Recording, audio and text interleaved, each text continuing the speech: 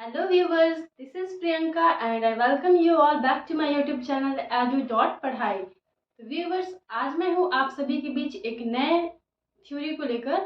कल मैंने करवाई थी थॉर्नडाइक की थ्योरी, ट्रायल एंड एरर की थ्योरी, यानी कि प्रयास एवं त्रुटि के सिद्धांत मैंने करवाया था।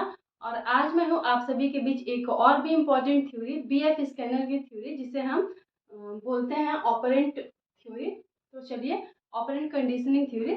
तो चलिए स्टार्ट करते हैं आज का सेशन। चलिए सबसे पहले देखते हैं हम। मैंने यहाँ लिखा हुआ BF स्किनर, और BF स्किनर जो हमारे थे, ये थे हमारे एक अमेरिका के साइकोलॉजिस्ट थे। ये इनका निवास अमेरिका में था, या अमेरिका के साइकोलॉजिस्ट थे। नेक्स्ट देखते हैं हम इनके जो सिद्धांत है, इनके सिद्धांत को बहुत सारे नामों से जाना जाता है। जैसे मैंने आपको कल भी बताया था, थॉर्नडाइक का एक ही सिद्धांत था, लेकिन उसको बहुत सारे नाम दिए गए हैं, जिससे हम क्या होते हैं, कंफ्यूज हो जाते हैं। हमने वो थ्योरीज पढ़ी हैं, बट जब उसका नेम चेंज होकर हमें एग्जाम में दिखाई देता है, तो वहाँ पर हम कंफ्यूज हो जाते हैं कि ये कौन सी नई थ्योरी हमारे सामने आ गई। तो इसलिए ये बहुत इंपॉर्टेंट है कि हम एक ही थ्योरी के डिफरेंट डिफरेंट नेम्स को भी जानें, ताकि हम कंफ्यूज ना हो एग्जामिनेशन में कि ये कौन सी नई थ्योरी हमारे सामने आ गई है। तो चलिए देखते हैं हम इनकी थ्योरी को किन किन नामों से जानते हैं। सबसे पहले BF स्किनर की जो थ्योरी है, इसे हिंदी में हम बोलते हैं सक्रिय अनुबंधन सिद्धांत, या फिर कार्यात्मक अनुबंधन सिद्धांत, या फिर ज्यादातर हम इसे जानते हैं क्रिया प्रसूत अनुबंधन का सिद्धांत। ये इस नाम को हम ज्यादा जानते हैं, जो है क्रिया प्रसूत अनुबंधन का सिद्धांत। ये इस नाम से हम लोग इसे ज्यादा सुने हैं, लेकिन कार्यात्मक अनुबंधन सिद्धांत और सक्रिय अनुबंधन सिद्धांत ये थोड़ा कम सुनाई देता है। फिर नेक्स्ट है ऑपरेंट कंडीशनिंग थ्योरी, हम इसे इंग्लिश में बोलते हैं। फिर है अनदर नेम है नैमितिक अनुबंधन सिद्धांत। ये सारे नेम मेरी सजेशन मानिए तो इन सारे नेम्स को आप अपनी नोटबुक निकालिए और उसे नोट डाउन करते जाइए। ऊपर लिखिए BF स्किनर, जैसे मैंने यहाँ पर बोर्ड पे लिखा हुआ है, वैसे आप भी हेडिंग लिखिए BF स्किनर, और नीचे उनकी थ्योरी के सारे नेम्स आप नोट डाउन कर लीजिए मेरे साथ साथ। मैं जैसे बोल रही हूँ उसके साथ साथ आप भी नोट डाउन करिए। तो फर्स्ट है सक्रिय अनुबंधन सिद्धांत, सेकंड है कार्यात्मक अनुबंधन सिद्धांत, थर्ड नेम इज क्रिया प्रसूत अनुबंधन सिद्धांत, इंग्लिश में इसे हम बोलते हैं ऑपरेंट कंडीशनिंग थ्योरी। नेक्स्ट है नैमितिक अनुबंधन सिद्धांत, साधनात्मक अनुबंधन सिद्धांत, और इंग्लिश में हम इसे इंस्ट्रूमेंटल कंडीशनिंग थ्योरी, या फिर टाइप आर कंडीशनिंग भी हम इसे बोलते हैं। टाइप आर, जैसे कल की थ्योरी जो थी थॉर्नडाइक की, वहां पर मैंने SR थ्योरी लिखा था, लेकिन जो स्किनर साहब की थ्योरी है, इसे आप आर टाइप कंडीशनिंग थ्योरी कहते हैं। अब आप बार बार ये कंडीशनिंग वर्ड आ रहा है यहाँ पर, ये जो वर्ड है कंडीशनिंग, ये बार बार आपको दिखाई दे रहा होगा कि आखिर में कंडीशनिंग होती क्या है, हम ये समझेंगे। तो कंडीशनिंग को अगर हम सबसे सिंपल वर्ड्स में डिस्क्राइब करूँ मैं, कंडीशनिंग मीन्स होता है बॉन्ड बनाना। दो लोगों के बीच में जो बॉन्ड बन जाता है, उसे ही कंडीशनिंग बोलते हैं। फॉर एग्जाम्पल, जैसे आप अब बॉन्ड मतलब ऐसा नहीं होता है कि जो आप अनुबंधन, हिंदी में कंडीशनिंग को अनुबंधन बोलते हैं, तो अनुबंधन या फिर बंधन से आप ये मत समझ लीजिए जैसे शादी विवाह होता है वो वाला बंधन नहीं। ये अनुबंधन ये वाला बॉन्ड होता है, जैसे आपका फ्रेंड है, अगर आपको कहीं जाना है, वॉशरूम वॉशरूम जाते हैं, तो देखिए अपने बच्चे क्या करते हैं, साथ में ही जाते हैं, अकेले बच्चा नहीं जाएगा। वॉशरूम एक को जाना है, बट टीचर के पास दो बच्चे आते हैं परमिशन के लिए कि मैम परमिशन लेने के लिए दो बच्चे आते हैं साथ में, और वो दोनों जाते हैं वॉशरूम, अकेला बच्चा नहीं जाता है। ठीक है, तो ये उन दोनों के बीच में ऐसा बॉन्ड बन चुका होता है, दो लोगों के बीच में ऐसा बॉन्ड बन जाना, उसे ही हम बोलते हैं कंडीशनिंग। ये था कंडीशनिंग वर्ड का मीन। आई होप आपको ये समझ आया होगा कि कंडीशनिंग क्या होती है। कंडीशनिंग मीन्स दो पर्सन या दो ऑब्जेक्ट्स के बीच में एक बॉन्ड बना देना, इसे ही हम बोलते हैं कंडीशनिंग। नेक्स्ट अब समझते हैं कि इन्होंने किस पर एक्सपेरिमेंट किया था। जैसे थॉर्नडाइक साहब ने एक्सपेरिमेंट किया था बिल्ली पर अब BF स्किनर ने किस पर एक्सपेरिमेंट किया था, तो इन्होंने एक्सपेरिमेंट किया था टू एनिमल्स पर। ये जितने भी साइकोलॉजिस्ट हैं, सबके एक्सपेरिमेंट ज़्यादातर एनिमल्स पर ही होते थे। तो इनका जो स्किनर साहब का एक्सपेरिमेंट था, इन्होंने एक्सपेरिमेंट किया था एक चूहे पर और एक कबूतर पर। इन्होंने एक्सपेरिमेंट दो जानवरों पर किया था, एक चूहा पर और एक कबूतर पर। चूहे पर इन्होंने एक्सपेरिमेंट किया था ईयर 1938 में। यानी कि अगर आपसे क्वेश्चन हालांकि ये नहीं आएगा कि चूहे पर कब प्रयोग किया था, लेकिन ये सिर्फ आपके बेसिक नॉलेज के लिए है कि चूहे पर प्रयोग इन्होंने किया था 1938 में, और कबूतर पर प्रयोग इन्होंने किया था 1943 में। तो ये होगी बात कि इन्होंने किस पर एक्सपेरिमेंट किया था। अब इनका एक्सपेरिमेंट एक्चुअल में था क्या, अब हम ये बात समझेंगे कि इन्होंने एक्सपेरिमेंट तो किया चूहे का कवित्व पर, ये हमने समझ लिया, बट उनका एक्सपेरिमेंट था क्या। जैसे थॉर्नडाइक के एक्सपेरिमेंट हमने समझा था कि उन्होंने क्या किया हुआ था, वैसे अब स्किनर की भी थ्योरी को हम समझेंगे कि इन्होंने अपने एक्सपेरिमेंट में किया क्या था। तो इन्होंने देखिए क्या किया, इन्होंने एक चूहा लिया और चूहे को उन्होंने एक स्किनर बॉक्स, हम कहते हैं स्किनर बॉक्स, असल में कुछ स्किनर बॉक्स कुछ ऐसे बहुत स्पेशल चीज़ नहीं है, एक बॉक्स ही था, बट उस बॉक्स को स्किनर साहब ने एक्सपेरिमेंट के यूज़ में लिया था, इसलिए हमने स्किनर बॉक्स बोल दिया उसे। तो इन्होंने क्या किया, एक चूहा लिया और उसे स्किनर बॉक्स में बंद कर दिया। और फिर क्या हुआ, अब चूहे को अगर आप देखेंगे, चूहे को आप किसी बॉक्स में बंद कर देंगे, तब चूहा जनरली इसमें क्या करेगा, चूहा उसमें उछल कूद करने लगा। उससे बाहर निकलने के लिए चूहा क्या करने लगा, उछल कूद करने लगा। पर उसी उछल बीच में उसने क्या देखा कि उसका पैर जो था, उसका पंजे, छोटे छोटे जो पंजे होते हैं चूहे के, उसका पंजा लीवर पे लगा। और जैसे थॉर्नडाइक का था कि लीवर पर लगेगा तो पिंजरा खुल जाता था, बट इसमें वैसा सिस्टम नहीं था। इसमें ऐसा सिस्टम था कि लीवर पे अगर पैर लगेगा तो डिस्पेंसर था। डिस्पेंसर आई होप आप समझते होंगे, डिस्पेंसर जैसे आप लोग हैंड वॉश के लिए देखते होंगे, ऐसे बटन दबता है तो उसमें नीचे से हैंड वॉश के जो भी सोप होता है वो गिरता हुआ है, इसी टाइप का डिस्पेंसर था कि जैसे वो लीवर दबेगा उसमें से कुछ खाने के आटे की गोलियां, पानी, ये सारी चीज़ें उसमें से निकलती थी। तो इसी टाइप का डिस्पेंसर उस बॉक्स में लगा हुआ था। जैसे ही चूहे का पंजा लीवर पे पड़ा तो क्या हुआ, उस डिस्पेंसर में से आटे की गोलियां गिरी। अब चूहा क्या हुआ, खुश, उसे तो खाने को मिल गया, भूख प्यास से परेशान था चूहा, बॉक्स में बंद था, उसे लीवर गलती से दबा, आटे की गोलियां गिरी, पानी आया, चूहा मस्त खाया पिया खुश हो गया कि अरे वाह मेरा तो पेट भर गया। अब चूहा पड़ गया कोने में। फिर कुछ देर बाद उसे भूख लगती है, फिर उछल कूद स्टार्ट करता है, फिर उसका पैर लग जाता है लीवर पे, फिर आटे की गोलियां गिरती हैं, चूहा खाता है। फिर एक टाइम ऐसा आ जाता है कि चूहा समझ जाता है कि मुझे क्या करना है, मुझे यहीं पे पंजा मारना है, यहाँ से खाना गिरेगा, मैं खा लूंगा, सो जाऊंगा। अब चूहा फालतू में बिना वजह का उछल कूद करना बंद कर देता है। क्यों, क्योंकि काम वो कब करेगा चूहा, जब उसे भूख लगी। उसे जब भूख लगती वो आता, बटन दबाता, डिस्पेंसर से आटे की गोलियां गिरती, वो खाता, भूख उसकी मिट जाती, सो जाता। तो एक स्किनर साहब का एक्सपेरिमेंट ये था कि इन्होंने जैसे चूहे की कंडीशनिंग कर दी। कैसे कंडीशनिंग की, उसे बॉक्स में बंद किया, फिर डिस्पेंसर वहाँ पर सेट किया। अब चूहे को जब भूख लगती वो डिस्पेंसर पे ऐसे पंजा मारता, उसमें से आटे की गोलियां गिरती, वो खाता और सो जाता। तो जो आटे की गोलियां थी ये यहाँ पर किस चीज़ का वर्क कर रही थी, तो ये वर्क कर रही थी पुनर्बनल का, यानी कि री इन्फोर्समेंट का। यहाँ पर ये काम कर रही थी आटे की गोलियां। चूहा क्यों काम करेगा, चूहा क्यों उछल कूद करेगा, क्योंकि उसे आटे की गोलियां मिलेंगी तभी वो करेगा। अगर नहीं मिलती तो चूहा उछल कूद नहीं करेगा, लेकिन अगर उसको आटे की गोलियां चाहिए तो वो क्या करेगा, उछल कूद करेगा ताकि आटे की गोलियां उसे मिल जाए। तो इस सिद्धांत के द्वारा, इस थ्योरी के द्वारा स्किनर साहब ये कहना चाहते थे कि हमें बच्चों को टाइम टू टाइम पुनर्बलन देते रहना चाहिए। और पुनर्बलन क्यों देना चाहिए, ताकि बच्चे जो है वो क्रिया कर सके।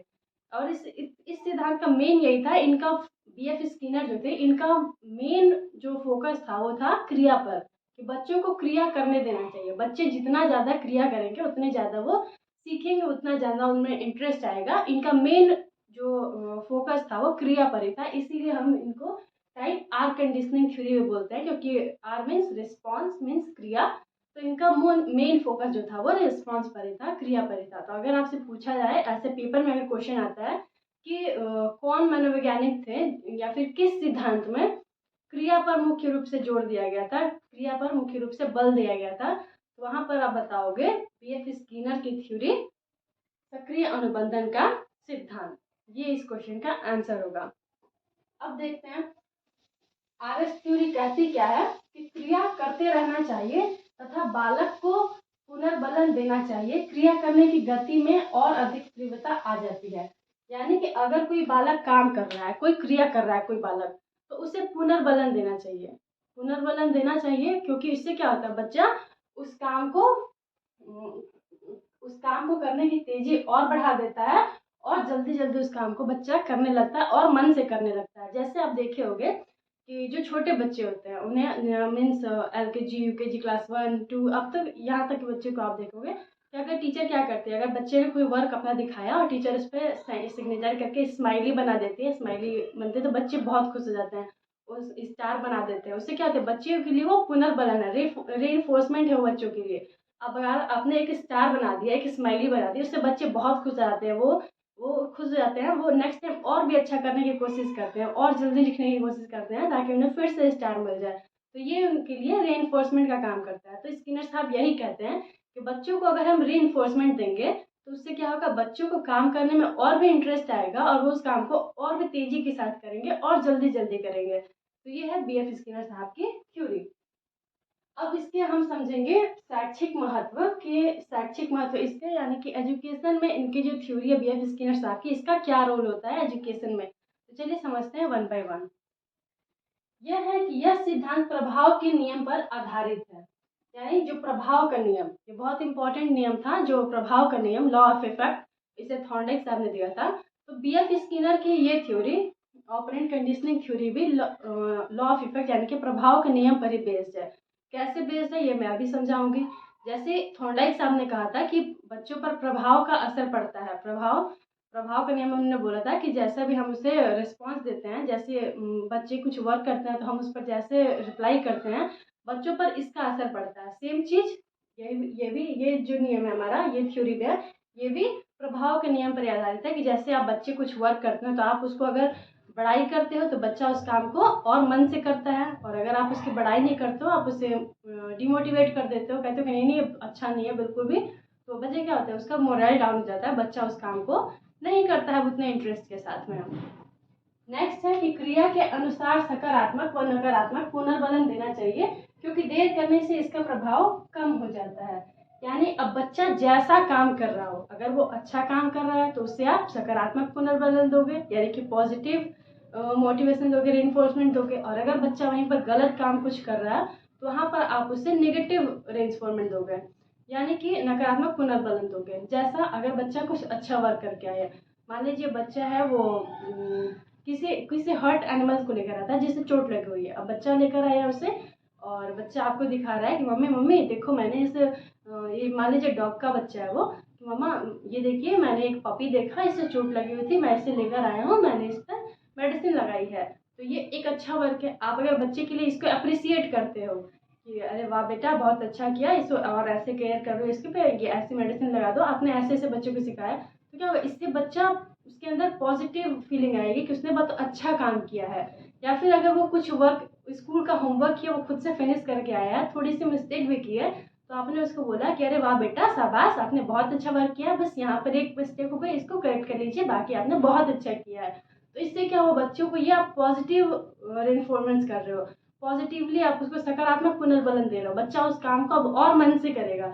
लेकिन वहीं पर अगर आपने क्या किया, बच्चा आपके सामने कोई वर्क लेकर आया, उसमें एक मिस्टेक निकल गई, तो आपने क्या किया, बोलोगे अरे, इसीलिए बोलते हैं कि मत क्या करो, तुमने क्या किया, अकेले कर लिया काम, देखो मिस्टेक है इसमें। अगर आपने बच्चों को ऐसे दिया तो ये क्या हो गया, ये नेगेटिव आपने बोल दिया, नेगेटिव ये हो गया, नकारात्मक पुनर्बलन हो गया। अब बच्चे का इंटरेस्ट अकेले उस काम को करने में नहीं होगा, बच्चा सोचेगा कि नहीं मैं तो खुद से कर ही नहीं सकता हूँ, मुझे मम्मी की हेल्प से ये काम करना है, क्योंकि मैं अकेले करूँगा तो गलत हो जाएगा। तो ये इस तरह से जो पॉजिटिव हमारा होता है पुनर्बलन और नेगेटिव पुनर्बलन, इस तरह से इफेक्ट करता है बच्चों पे। अभी आगे और भी पॉइंट्स हैं जो मैं अभी बोर्ड इरेज करके मैं वापस से लिखूंगी कुछ पॉइंट्स का, फिर मैं इसको डिस्क्राइब करूंगी, मुझे थोड़ा सा टाइम चाहिए।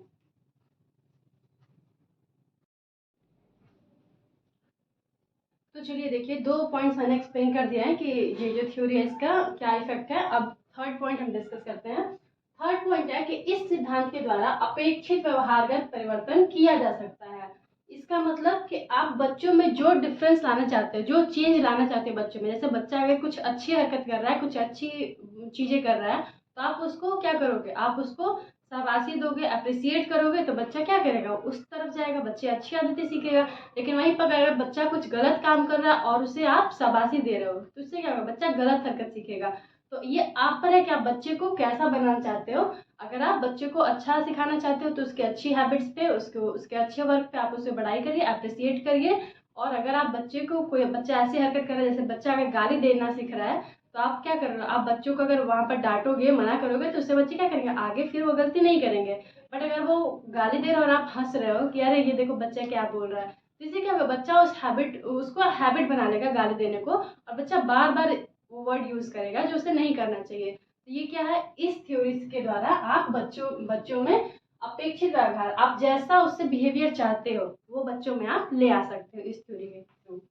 नेक्स्ट पॉइंट हमारा फोर्थ, अभिक्रमित अनुदेशन इसी सिद्धांत पर आधारित है। अब ये अभिक्रमित अनुदेशन क्या होता है, तो इसको हम इंग्लिश में बोलते हैं प्रोग्राम्ड इंस्ट्रक्शन। मीन्स कि आप बच्चों को एक ही बार इतना सारा पढ़ाने के लिए नहीं दे दोगे। जैसे मान लीजिए कोई बुक है, आप बच्चों को एक ही बार आप पूरी सिलेबस नहीं दोगे कि हाँ बच्चों अब ये तुमको पढ़ना है। आप क्या करोगे, बच्चों को ऐसे बताओगे कि हाँ बच्चे हम इसे यूनिट वाइज पढ़ेंगे, हम इसे पार्ट पार्ट में पढ़ेंगे, फिर इसके बाद हर एक चैप्टर खत्म होने पर हम इसके क्वेश्चंस करेंगे, डाउट्स लेंगे। तो इससे क्या होगा, आप बच्चों को प्रोग्राम इंस्ट्रक्शन दे रहे हो, एक पर एक इंस्ट्रक्शन दे रहे हो, एक वर्क हो गया फिर आप नेक्स्ट वर्क कर रहे हो। इसे ही हम बोलते हैं प्रोग्राम्ड इंस्ट्रक्शन यानी कि अभिक्रमित अनुदेशन। ये भी इसी थ्योरी पर बेस्ड है। नेक्स्ट हमारा फिफ्थ है कि शेपिंग या फिर आकृतिकरण, रूप निर्धारण। यानी कि शेपिंग क्या होता है, शेपिंग मीन्स जैसे आप किसी ऑब्जेक्ट को शेप दे रहे हो। मान लीजिए आप डो लियो, डो से कोई शेप बना रहे हो आप, तो शेपिंग का ही हिंदी वर्ड है शेपिंग, जो SHAPING शेपिंग होता है, इसी का हिंदी वर्ड है आकृतिकरण, रूप निर्धारण। यानी कि आप उससे फेस बना रहे हो। यह एक ऐसी विधि है जिसमें व्यक्ति के व्यवहार में परिवर्तन लाने के लिए धीरे धीरे पुनर्बलन दिया जाता है। यानी कि इससे आप रूप निर्धारण कर रहे हो किसी का, शेपिंग कर रहे हो बच्चे की पुनर्बलन के थ्रू। पुनर्बलन मीन्स री के थ्रू। कैसे, जैसे मैंने अभी एक्सप्लेन किया कि बच्चा अगर कुछ अच्छी हरकतें कर रहा है तो आप उसको अप्रिसिएट कर रहे हो, तो वहाँ से बच्चा वो बिहेवियर सीख रहा है। वहीं पर बच्चा अगर कुछ गलत हरकत कर रहा है तो आप उसे डांट रहे हो, पनिश कर रहे हो, तो उससे क्या होगा, बच्चे के अंदर उस काम को नहीं करना है ऐसी थिंकिंग आएगी और बच्चा वो चीज़ नहीं करेगा। तो इससे आप क्या करो, बच्चों को एक शेप दे रहे हो, बच्चों की शेपिंग कर रहे हो आप, कि उसे क्या करना है और क्या नहीं करना है। तो ये था हमारा इसका शिक्षण पर महत्व जो इस थ्योरी का था, वो मैंने 5 पॉइंट्स थे, 5 पॉइंट्स मैंने डिस्क्राइब कर दिए हैं। अब हमारा नेक्स्ट है कि स्किनर साहब, जो BF स्किनर थे जिन्होंने इस थ्योरी को दिया, उन्होंने 2 टाइप्स ऑफ री बताया है। 2 टाइप्स ऑफ री मीन्स 2 प्रकार का पुनर्बलन इन्होंने बताया है। अब ये 2 प्रकार का पुनर्बलन कौन है ये मैं आपको पहले बता चुकी हूँ। फर्स्ट वन इज सकारात्मक यानी कि पॉजिटिव री एंड सेकेंड वन इज नकारात्मक पुनर्बलन यानी कि नेगेटिव री।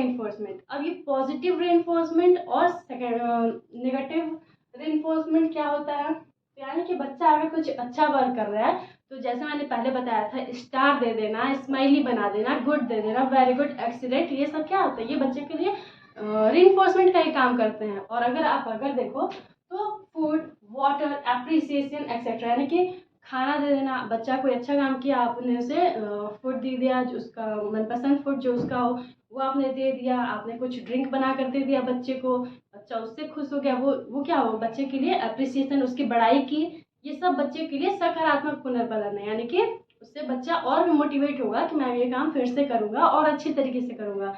वहीं पर अगर बात करते हैं हम नेगेटिव पुनर्बलन की यानी कि नेगेटिव री की, तो इसके एग्जाम्पल्स हो जाते हैं हमारे दंड, पनिशमेंट जिसे हम बोलते हैं। जैसे बच्चों को सीबीएसई में तो अब पनिशमेंट मना कर दिया है, लेकिन बट फिर भी बहुत जगह पर पनिशमेंट, या फिर घर में पेरेंट्स बच्चों को पनिशमेंट तो देते ही हैं, पनिश करते हैं बच्चों को। तो क्या पनिशमेंट जो हो गया हमारा वो नेगेटिव पुनर्बलन है। अगर आप बच्चों को पनिश करते हो, डांटते हो, यहाँ पर मैंने एग्जाम्पल लिखे हैं, पनिशमेंट, मना करना, डांटना एक्सेट्रा। तो इसे बच्चा अगर कुछ काम करके आया है, आप उसके लिए उसको डांट रहे हो कि तुमने ऐसा क्यों किया, तो ये क्या होगा, बच्चे के लिए नेगेटिव पुनर्बलन होगा, यानी कि नकारात्मक पुनर्बलन होगा। और बच्चा जो उसने जो वर्क किया होगा, कुछ गलत किया होगा, तो बच्चा फिर से नहीं करेगा। अब ये समझने वाली बात है, बहुत इंपॉर्टेंट, कि पॉजिटिव से बच्चा जो अपने एक्शन जो होते हैं, अगर आप पॉजिटिव री देते हो बच्चों को, यानी कि सकारात्मक पुनर्बलन देते हो बच्चों को, तो उससे क्या होगा, बच्चा उस वर्क को फिर से रिपीट करेगा ताकि उसकी और भी बढ़ाई हो सके, उसे लगेगा कि हाँ ये बहुत अच्छा काम है, मैं इसे फिर से करूँगा, मेरी फिर से बढ़ाई होगी। वहीं पर अगर आप बच्चों को निगेटिव पुनर्बलन देते हो, बच्चा कोई वर्क करके आता है और आप उससे क्या बोलते हो, निगेटिवली तरीके से उसे बोलते हो कि नहीं नहीं ये बहुत बहुत गंदा है, तुमने बिल्कुल अच्छा नहीं किया, या फिर इसे पनिश कर देते हो कि तुमने ऐसा क्यों किया, तो बच्चा क्या करेगा, वो बच्चा फिर से उस वर्क को नहीं करेगा, उसका इंटरेस्ट नहीं आएगा उस वर्क में, वो नहीं करेगा उस चीज़ को। तो ये पॉइंट याद रखिएगा कि पॉजिटिव री से बच्चा उस अपने वर्क को फिर से करता है, रिपीट करता है, और नेगेटिव री से बच्चा उस अपने वर्क को रिपीट नहीं करता है। तो ये था BF स्किनर की थ्योरी, मैंने आज पूरे इसको एक्सप्लेन कर दिया है। कल मैं फिर आऊँगी एक नई थ्योरी के साथ। तो अगर आपको मेरी वीडियो अच्छी लगी हो, मेरा पढ़ाना अच्छा लगा और समझ आए हो, तो लाइक, शेयर और सब्सक्राइब करिए मेरे channel. Thank you so much for watching, bye bye.